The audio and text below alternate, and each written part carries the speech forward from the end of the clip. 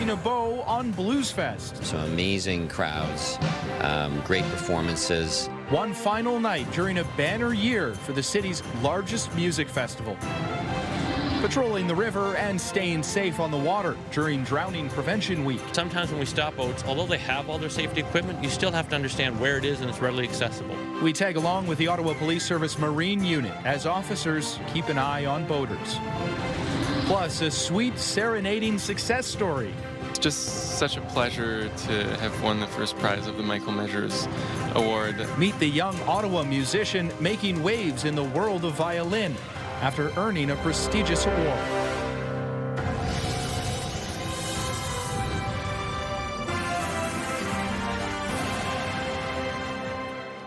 Good evening and thank you for joining us. After nearly 2 weeks of live music, big names and massive crowds, Bluesfest is wrapping up tonight, but not before one more evening of world-class entertainment and business for some local shops. CTV's Caitlin Wilson joins us live now from LeBreton Flats with more. Caitlin. Austin, the gates are open and fans are filing in for the last night of Bluesfest. Of course, everyone here tonight to see Canadian producer Kay Trinata, and organizers say this year has really been one of massive crowds, major names, and meaningful milestones, especially for one longtime volunteer who helps run this festival and make it happen year after year. As the stage gets set for the final night, Bluesfest organizers are looking back on a festival that brought it all. From sweltering heat to the threat of storms, and through it all, fans never missed a beat. We've avoided a lot of weather, and we're very, very lucky. So amazing crowds, great performances, and just a great final day to wrap it up. For Glenna Goswich, this year hits different. It marks her 30th as a Bluesfest volunteer. Some days it feels like it's 50 years. Some days I feel like it's only been 5 years. I've been lucky enough to see the evolution of the festival over the years, and I think about that a lot. The 9-day lineup stretched from country to classic rock with acts like Lainey Wilson, Shania Twain, Green Day, and Def Leppard lighting up the main stage. While her role has changed over the years, it's Goswich and her team getting artists where they need to be. Sting is a big one for me, being able to drive Sting on the way in from the airport. He was great. And through the years, it's been people who have achieved a lot of success. Despite temperatures soaring into the 30s, more than 250,000 people made their way through the gates, a banner year for the festival. And while the music draws the crowds, organizers say it's the people behind the scenes who make it all possible.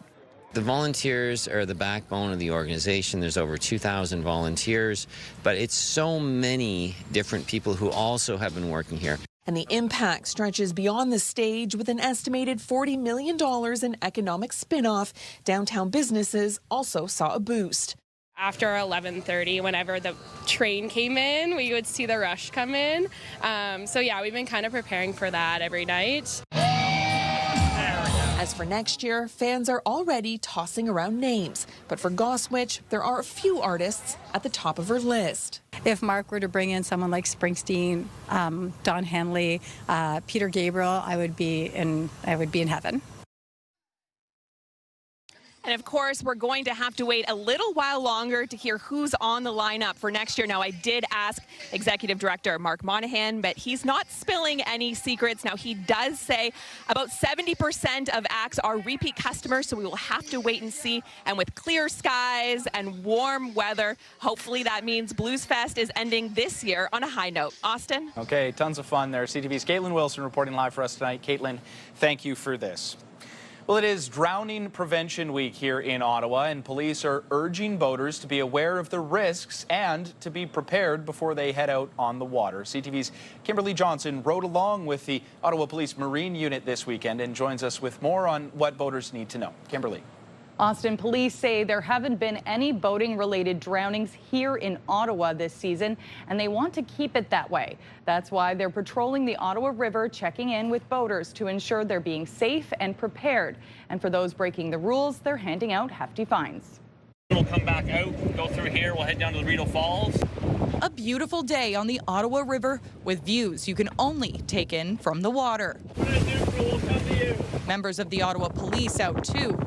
doing safety and enforcement checks with those operating boats and jet skis. Start with your pleasure craft operator card and vessel license, please. The Life Saving Society has designated this Drowning Prevention Week. So far this year, the drownings, unfortunately, we've had several not involving vessels, just with the beaches and things like that, people swimming in unsupervised areas and things like that. We've had a couple of marine accidents that were still under investigation. Overall, it's been a relatively good boating season. Constable TJ Jelnick has been with the Marine Dive and Trails Unit for 5 years. He says that these type of checks aim to educate and keep people safe. Sometimes when we stop boats, although they have all their safety equipment, you still have to understand where it is and it's readily accessible. Think of it, if the house is burning down, you don't have to go find the fire extinguisher. You need to know where that is.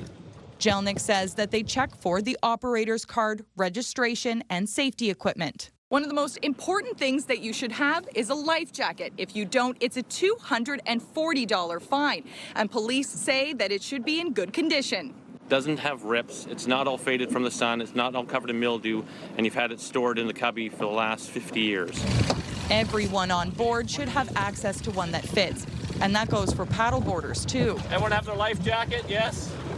1, 2. And alcohol? In Quebec, you can have open liquor on board a moving boat, but in Ontario, you cannot. But no matter where you are, Jelnick says always be under the legal limit. Number 1, always be sober when you're at the wheel, and number 2, be aware of your surroundings and know the rules of the waterways, same as you with the rules of the road. The enforcement will be out all summer long, aiming to prevent tragedy. Now, we mentioned a $240 fine for not having life jackets on board, but fines can also really accumulate in other ways. Jelnick says that an essential safety equipment bucket, which contains things like flashlight and a whistle, that costs about $11 at the store, can run you up more than $900 in fines if you don't have each piece. Austin? Yeah, good reminders and good information to keep in mind. CTV's Kimberly Johnson reporting live for us tonight. Kim, thank you for this. And a 20-year-old man from Nepean has drowned in the St. Lawrence River near the town of Gananoque, about 35 kilometers east of Kingston. Ontario Provincial Police say they responded to reports of a man falling out of a boat, stationary boat, at around 6:30 Saturday evening. The man was not wearing a personal flotation device, and he was found in the water several minutes later. He was pronounced dead at the scene. Time now to take our first look at the weather forecast, and a very similar day today to what we experienced yesterday, in that we're right in that Goldilocks zone where it's not too hot and it's certainly not too cold. 24 degrees right now. We do have a chance of showers this evening depending on where you are in parts of the city. Getting down to 13 tonight, but relatively clear conditions for that final day of Bluesfest. Again, Kate Renata is the headliner tonight. Should be a great show. Trenton is the warm spot. 16 degrees is the low tonight. 15 the low in Montreal. 12 in Gatineau. Warming up tomorrow here in Ottawa to 22 degrees. So another relatively mild one compared to the recent hot spell that we had. Cloud coverage across much of the region. Gatineau the high of 22 as well. Ottawa firefighters removed a woman from a trapped vehicle after a single vehicle rollover in Canada Saturday afternoon. Ottawa Fire Services say they received a call from police at around 5:25 p.m. for a crash at March Road and Halton Terrace, just north of Terry Fox Drive. Once on scene, crews found the vehicle on its side with one person trapped inside. Firefighters were able to remove that individual from the vehicle in about 5 minutes. Ottawa paramedics say an adult woman was transported to hospital in stable condition for precautionary reasons. Another man at the scene did not wish to be assessed by paramedics. And a heads up to drivers, there is another road closure due to construction to be aware of. Woodroffe Avenue between Richmond Road and Deschênes Street will be closed fully for approximately 3 months starting tonight. Driveways, entrances into residential and businesses, those will remain open to local traffic, and businesses on Richmond Road and Woodroffe Avenue will stay open during the duration of the project. 55,000 Canada Post employees are set to vote this week on the latest offer to a new collective bargaining agreement. The potential new deal would see wages jump more than 13% while adding more part-time workers. These contentious negotiations come at a time when many Canadians are debating how much they use the Postal Service. CTV's Paul Hollingsworth sampled some diverse opinions on the importance of Canada Post. Canada Post and its unionized employees are buried in negotiations that have lasted more than 18 months. We put forward the offers. We hope they see it as a reasonable path forward that provides certainty. We're, dealing with a mugger. The post office is trying to take a whole bunch of stuff from us. As the labor impasse continues, we asked some Canadians how much they use Canada Post. I don't send any mails or anything, so I don't really use it. Some seniors still send and receive mail on a regular basis. I use it, maybe for paying bills. How often do you use Canada Post? Weekly. What do you use it for? We mail letters and parcels out to family and friends. Others appreciate the old school nostalgia and tradition. I have to admit, I like to receive things in Canada Post as opposed to electronically. Since 1867, Canada Post has served communities across the country. How people use the post office depends on where they live. I fear for rural Canadians, because there are a lot of delivery companies won't deliver to rural Newfoundland or rural Alberta or rural British Columbia. University marketing professor Ed McHugh says Canada Post has minimal popularity with younger Canadians. They know what Amazon Prime is, but they don't know what Canada Post is. I feel like some demographics use it more than others. I would say it's not super relevant in my everyday life. Through thick and thin, good times and bad, the Postal Service has loyal users. We get a lot of junk mail, basically. But still, I would hate to see it disappear. She hopes both sides avoid a work stoppage and strengthen a national institution that dates back to Confederation. Paul Hollingsworth, CTV News, Halifax. An independent assessment of the RCMP's internal watchdog has uncovered concerns about a toxic work environment. The workplace assessment came after anonymous employee emails alleged the RCMP's review commission was in disarray due to a lack of leadership. The assessment found a number of employees felt overwhelmed by their workloads, leading to stress and less job satisfaction. The review says there is a clear call for change at the leadership level. Well, turning now to a big win for a young Ottawa violinist who is reaching the highest level of national recognition. Tonight, he's showcasing his talent as a soloist artist in the National Youth Orchestra of Canada. CTV's Camille Wilson has his story. Music is life for Justin Sounier. The 20-year-old violinist from Orleans recently won a cool $25,000, taking home the top prize from the Canada Council of the Arts. It's just such a pleasure to have won the first prize of the Michael Measures Award and to be awarded this great opportunity. Part of the prize, the chance to tour with the National Youth Orchestra of Canada. Sounier fell in love with the violin at just 4 years old and made his orchestral debut at 12. He says music runs in his family. I actually grew up going to concerts of the Ottawa Youth Orchestra that my brother and sister played in, and so I grew up a lot around classical music. And I also specifically remember hearing this French violinist in France play the Four Seasons in a really old church, and I was so entranced by that performance, and I really wanted to learn more. The prize is recognized as a prestigious award, the highest level of national recognition for young talent. The orchestra has been really inspired to work with Justin too, and I think audiences are going to love the Prokofiev G minor violin concerto. Opportunities to be a soloist with an orchestra, to play a concerto, are not always easy to come by, but I think it's extremely special to play a concerto when that's with your community, with your peers and colleagues and friends. Sounier, the featured soloist, performing with 90 of the nation's top musicians. It's so cool to be doing this back home, where it all started. Sounier says he's grateful to have the opportunity to tour with the orchestra, playing in cities right across the country. Any plans for the awarded money? We'll see about that in the future, I guess. Just planning for studies and investments. Camille Wilson, CTV News. Well, it is the sweetest day of the year for many residents here in the capital, celebrating National Ice Cream Day. And CTV's Josh Morano joins us in studio with the scoop on this cool story. He wrote that, I didn't. Great work, Austin. Yeah. You killed it. Yeah, no, I visited some local shops today to try some of the fan favorites here in the capital. and get a taste of how residents were celebrating National Ice Cream Day.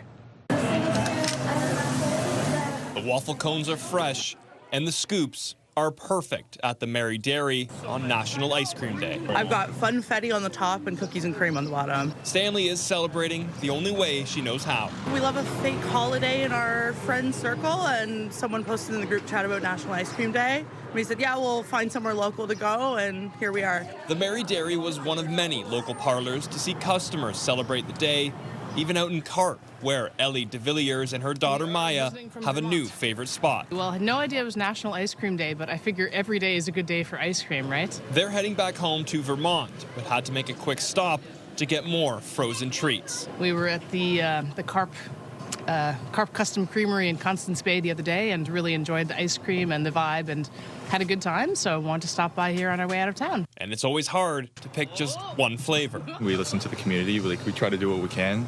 We don't just, we're not here just to make money. We like to see people leave here with a smile. That's kind of like what we're all about here. Anytime you get an opportunity to have some custom-made ice cream, you got to just go for it, right? Some trying local favorites for the first time, like the Latinchich family giving Mushu ice cream a try. We generally don't eat a lot of ice cream, so, it's always Dairy Queen or something, so it's actually nice to see some ice cream shops. So, yeah, I would say this is the first ice cream shop that we've gone to in a very long time. And for Stanley, she says she is happy to be out celebrating. It's fantastic. Love its creative flavor is really good.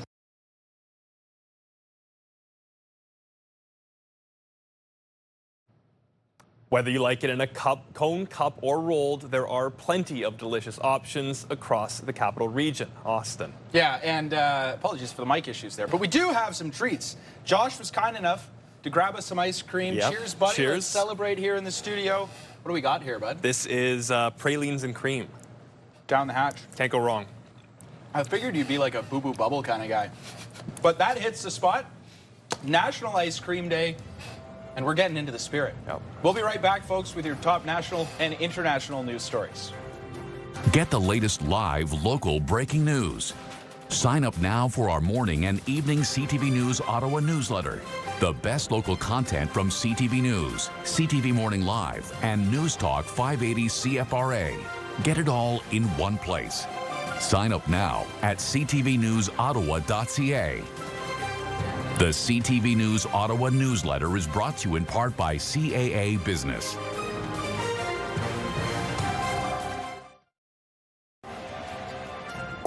Here's a live look now through our Centennial Glass Sky Cam. It's currently 24 degrees. Well, as a trade war with the United States drags on, today U.S. Secretary of Commerce Howard Lutnick stood firmly by President Donald Trump's continued tariff threats in an interview on CBS Face the Nation. Don't be confused about it. The president understands that we need to open the markets. Canada is not open to us. Now, Lutnick also confirmed Trump's intent to renegotiate the Canada-U.S.-Mexico deal come next year. His comments come as the clock is ticking for many countries, including Canada, to negotiate trade deals with the United States by August 1st. I think premiers are probably, like the rest of us, growing anxious about what happens if there is a deal, what happens if there is not a deal. So I do expect that the Prime Minister will want to give them an update. And I do think they're also going to be wanting to spend some time exploring what's plan B. If we don't get a deal, or if we get a deal that's injurious with a high tariff rate across a number of sectors, how do we manage that? And what are the implications for workers, industry, and every part of the country? And Canada's premiers are holding a 3-day meeting in Ontario this week, with tariffs and trade topping the agenda. On Tuesday, they will be joined by Prime Minister Mark Carney as Ottawa holds trade talks with Washington. Russia says Vladimir Putin is rather ready to discuss peace in Ukraine without compromising Russia's objectives. Вместе с тем он подтверждает свои намерения дальше. The Kremlin spokesperson says Putin is prepared to move swiftly to achieve its goals.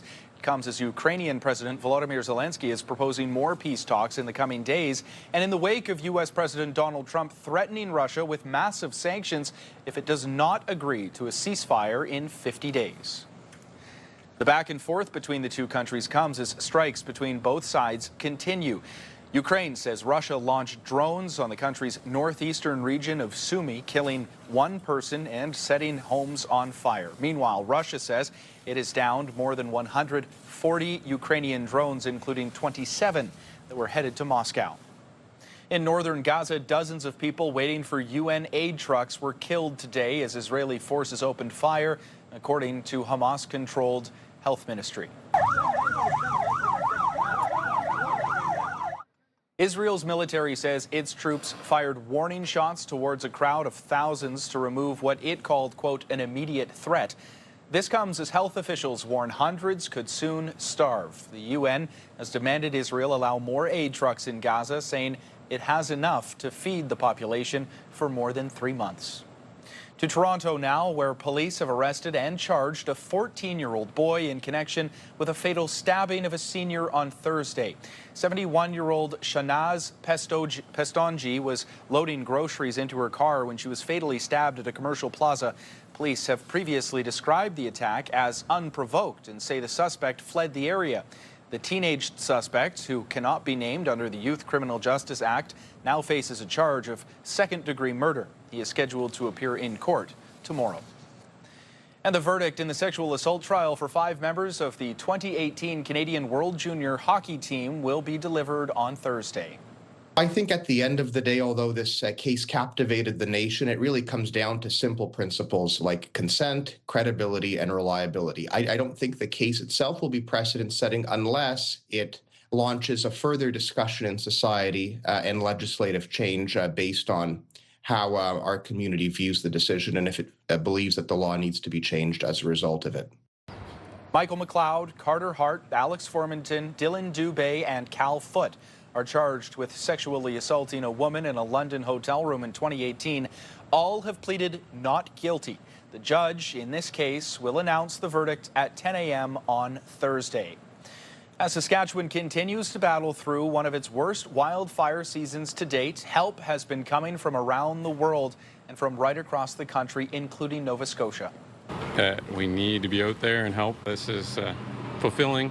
It's fills you with pride to help out. 20 Nova Scotian firefighters are on their way to join the fight, and they'll help crews battle the around 50 active wildfires still burning in Saskatchewan. Firefighters from other Canadian provinces and Mexico, along with Australia, are also battling the blazes. And the wildfires have damaged or destroyed hundreds of homes and structures. While many people have insurance, some don't have enough, and some don't have any at all. As CTV's Alison Bamford reports, uninsured losses are piling up. This is what Tessa Santana calls glamping. Look at that. Tight quarters, but every inch of space is packed with purpose. It feels like an extended camping trip. However, then when reality does hit you and you're like, you know what, this is our home. You know, we don't really know where we're going. It was just shooting flames. Wildfires decimated the Santana's acreage just north of La Ronge and killed most of their animals. They've been living here 3 hours south at this campground for the last month and a half. The home where they raised their children and grandchildren was uninsured. Last year we weren't in a good place. Like I said, it was between feeding your family or buying insurance. So, you know, what do you do?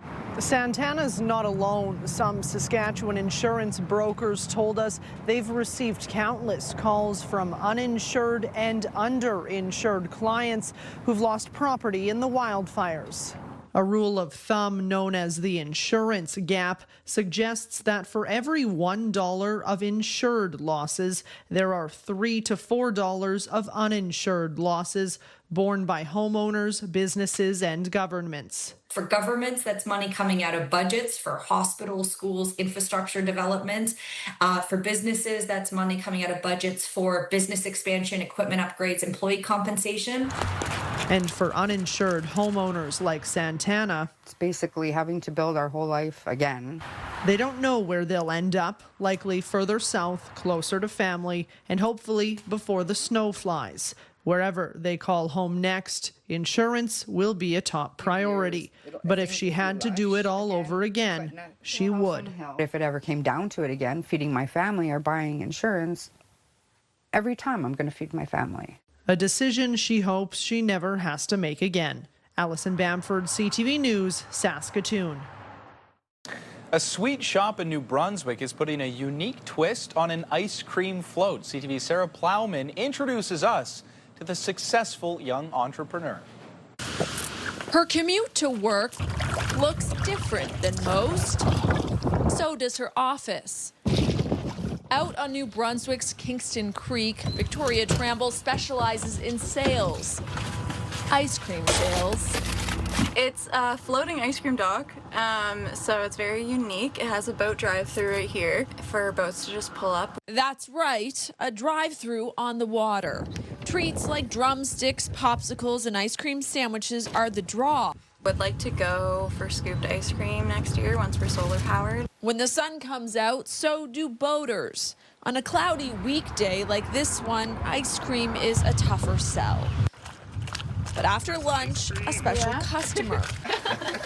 Mike Alton started this floating business last year. This was, just a dream of mine. Always wanted an ice cream shop, really like ice cream. Thought about putting it on the water and it all made sense. Too busy with his other companies, he didn't want this dream to sink and chose to sell. Tramble scooped it up. I'm just grateful that I got to be a part of it. I'll tell you, it sure looks sharp now.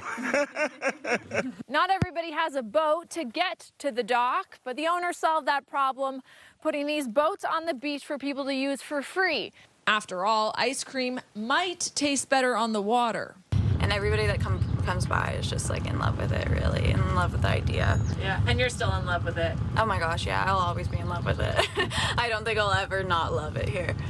The 22-year-old became an entrepreneur just as she unexpectedly found herself without a job. I think that's like a scary reality for a lot of people my age right now. So I kind of found myself like scrambling to find a job and everything, and it kind of just was like perfect. It fell into my lap.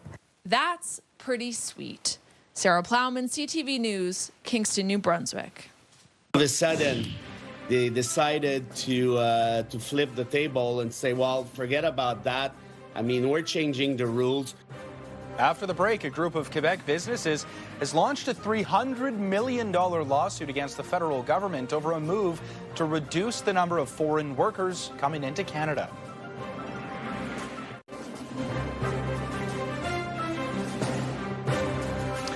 A plane crash about an hour's drive from Toronto that left a teenager dead has prompted questions on plane safety and security. But data shows plane crashes are actually trending downwards here in Canada. CTV's Kamal Karamali breaks down the numbers. 2 days after a teen was struck and killed by a seaplane here at Lake Scugog, residents in the area are still feeling the shock of such a devastating incident. A 16-year-old boy was standing on a dock Friday just after noon when a plane struck the dock. He died on scene while the pilot was taken to hospital with minor injuries. This comes at a time when plane crashes are actually reducing year over year in Canada. Over the past 5 years, there have been under 200 plane accidents in Canada each year, according to the Transportation Safety Board, with the highest number of incidents taking place last year at 193. But compare the average of those 5 years at just over 180 accidents to the decade before that, much lower than the average of over 250 accidents per year between 2010 to 2019. We have an increased quality of pilots. Pilots are much more rigorously trained and inspected, and the end result, and that's done by Transport Canada and by instructors. This comes the same week a BC man on Tuesday was accused of stealing a small plane from the Victoria Flying Club and landing it in Vancouver Airport. Now charged with hijacking, CTV News reached out to over a dozen small to medium-sized airports across the country. They either didn't respond or said security measures will remain the same at their airport after BC's hijacking incident. With Victoria's airport adding, should Transport Canada make any recommendations as a result of this investigation, we will work with them to support implementation as appropriate. Transportation Safety Board investigators said they were on scene again to examine the aircraft, which has now been taken to a secure location in case it needs to be looked again. No cause of the crash has yet been released. Kamal Karamali, CTV News, near Lake Scugog.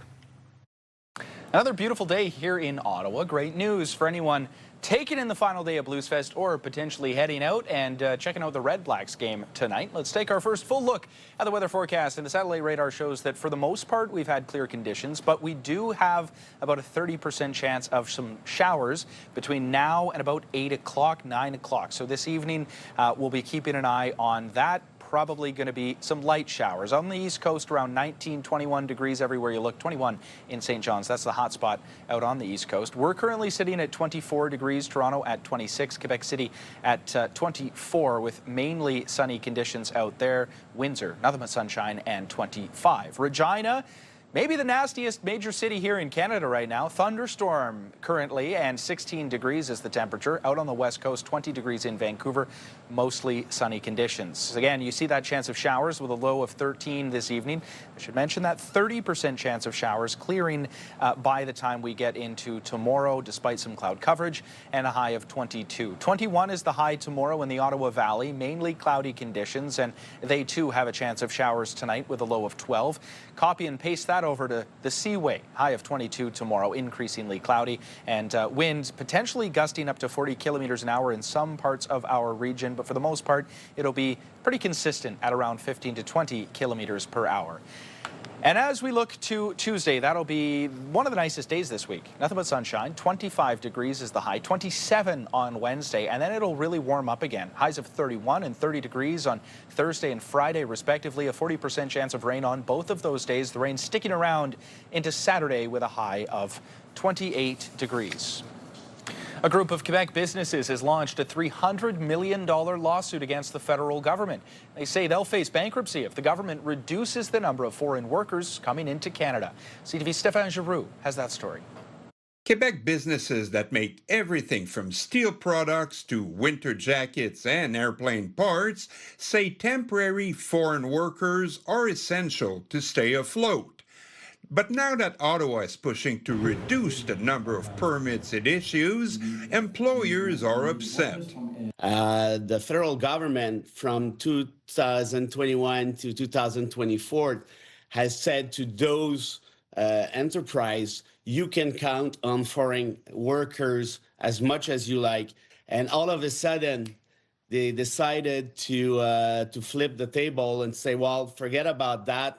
I mean, we're changing the rules. Bérard is representing 23 Quebec companies who launched a $300 million lawsuit against the federal government to cover their losses. The federal government obviously is killing, some very important, vital part of our economy. The changes were put in place after growing pressure from Quebec and some conservative organizations who argue Canada can't sustain such massive temporary immigration. 300,000 additional people.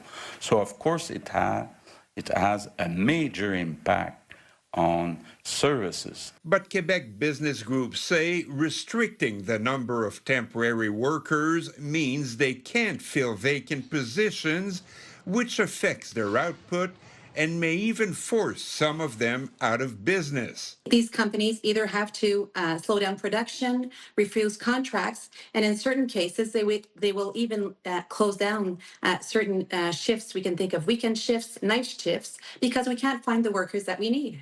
No one from the federal government was available to comment on the lawsuit today. But the businesses say it's an urgent matter because with each passing month, they're losing money and the ability for stability if they don't have the workers to do the jobs. Stéphane Giroux, CTV News. It kind of slows down here. People enjoy life. Still ahead, a new survey is challenging Prince Edward Island's picture-perfect reputation. It says Islanders are the least happy people in the country, but many are simply not buying that.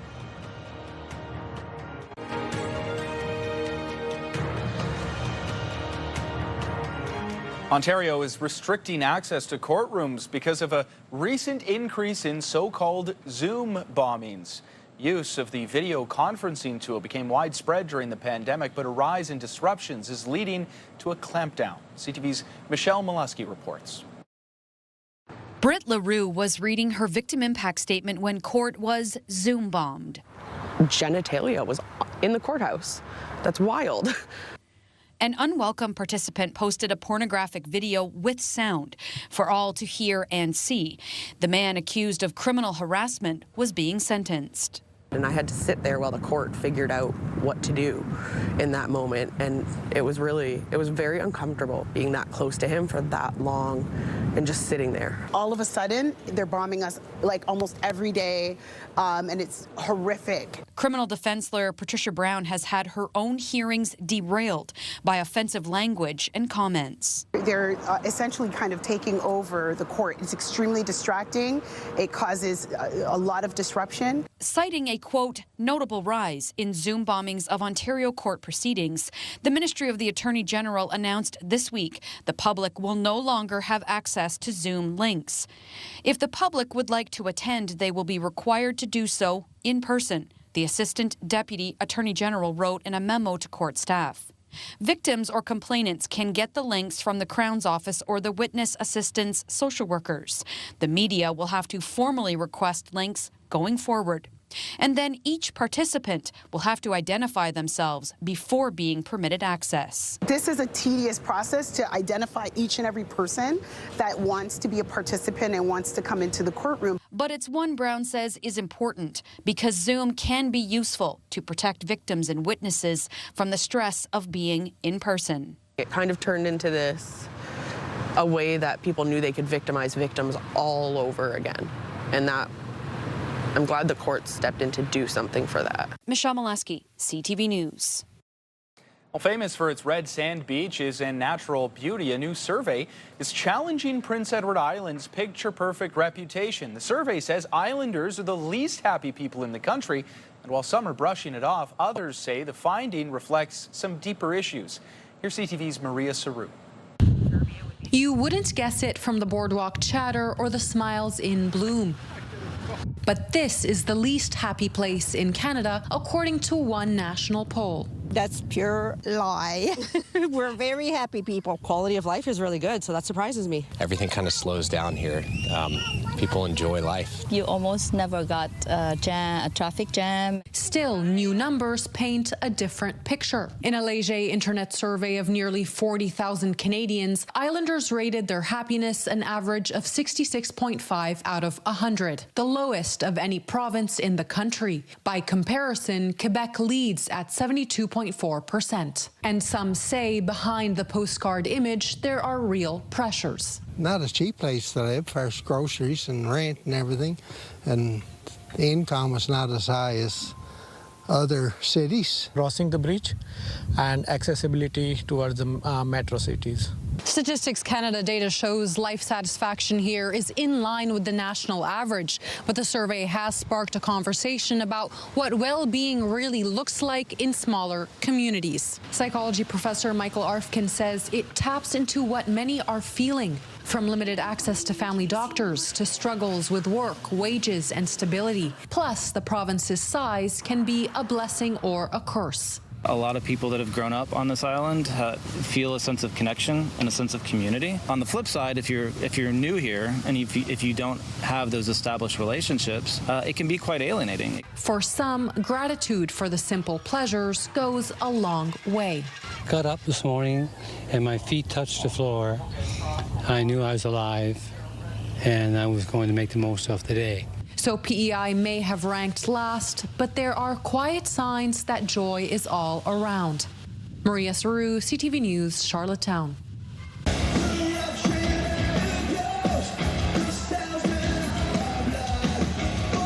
Papa Roach rocking the main stage at Bluesfest last night. We'll look ahead to the final night when we return.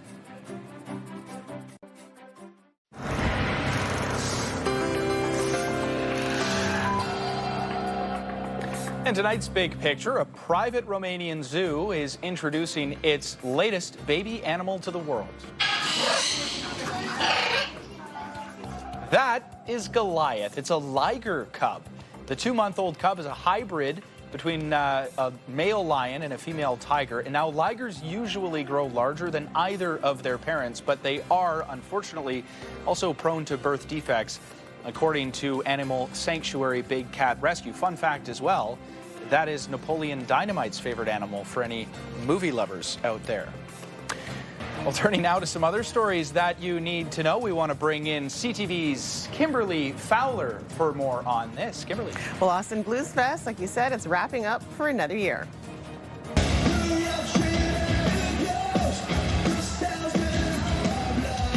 That's last night's headliner, Papa Roach, on the RBC main stage. Now, organizers are calling it a banner year for the festival, with big crowds coming out every night, and this is 31st year. Tonight's headliner, one of your favorites, Austin, Canadian DJ and producer, Kate Triana.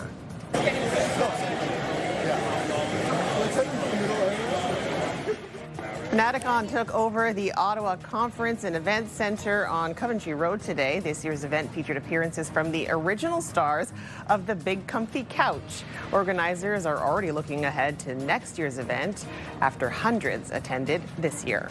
So they load up again after the penalty. Brown, pump fake, steps up, end zone toss, touchdown. Well, the Redblacks are looking for redemption tonight against the Ticats. It's the second of this home-at-home series for these two teams after Hamilton squeaked out a win in the last 2 minutes of last week's matchup. Now, you can catch all the action on TSN. That's starting at 7 o'clock tonight. Both scoring back-to-back. Here's Moore for three, and Isaiah Moore with 28 points has Ottawa 2 points away from victory. Timeout, Edmonton. And the Ottawa Blackjacks are looking to get back to 500. That'll be tomorrow night when they host the Brampton Honey Badgers at TD Place Arena. In their last matchup, Ottawa outscored Brampton 89-76, led by Javonte Smart's 32 points. He scored all 9 points in the Blackjacks' target time. Now tickets are still available for that game. Tip-off for Monday's game is set for 7 o'clock. And for the Redblacks, Austin, they're also paying tribute to Ottawa's first responders during tonight's game over at TD Place. It should be a good one, and a nice night for it as well. Yeah. I'm actually going to be zipping over with Will from our digital lucky team. you. So, yeah, fingers crossed for that. It should be good fun. I also want to mention as well, I keep wanting to look over at you. You're standing like right there. For those of you at home that just see us in boxes. Anyways, Kim, thank you for this. Appreciate it. It's one small step for man, one giant leap for mankind. Coming up, marking a major milestone in space exploration. We'll be right back. Here's a live look now through our Centennial Glass Skycam. It is currently 24 degrees. Hairstyles, courtesy of Salon Fiorella.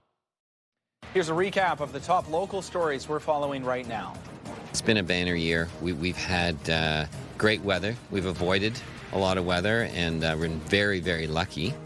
Putting a bow on Bluesfest. There is one night remaining at Le Breton Flats for the city's largest music festival of the year. Staying safe on the water during Drowning Prevention Week. We share tips from the Ottawa Police Service Marine Unit, and their officers continue to patrol the river. It's just such a pleasure to have won the first prize of the Michael Measures Award. A 20-year-old violinist from Orleans is performing with the National Youth Orchestra of Canada after winning a prestigious music award and taking home a cool $25,000 cash prize. A beautiful day to soak in all of that money as well for that young violinist. Let's take our last look at the weather forecast. It's 14 degrees to wake up to. That's what we're expecting. Mainly sunny conditions. There is a chance of some showers continuing over the course of tonight into the early morning hours of tomorrow, albeit a very slim chance. You can see that high of 25 degrees, clear conditions on Tuesday. The warmest days of the week will come on Thursday and Friday. Highs of 31 and 30 degrees, a 40% chance of rain on both of those days, and likely sticking around into Saturday with a high of 28. High of 31 on Sunday. So looks like in another few days we'll be right in the middle of a heat wave. And finally for us tonight, we wanted to look back at a historic moment in space exploration. Yeah, 56 years ago today, astronauts Neil Armstrong and Buzz Aldrin became the first people to walk on the moon. It's one small step for man, one giant leap for mankind. I wonder if he rehearsed that. Armstrong and Aldrin stepped onto the lunar surface on July 20th, 1969. The pair spent more than 2 hours exploring the moon, collecting nearly 50 pounds worth of material to bring back to Earth. The lunar landing was the culmination of NASA's Apollo 11 mission, which ended when Armstrong, Aldrin, and their crewmate Michael Collins returned to Earth on July 24th. Yeah, good stuff. He did rehearse that. He did? Yeah, absolutely. Okay. Have you seen the documentary? No, I haven't. Oh my goodness, yeah. Imagine going all the way up there and then just hanging out in the car. Well, I mean, it's still impressive, don't get me wrong. Yeah. But so close, but so far, you know? I want to go to space. Don't we all?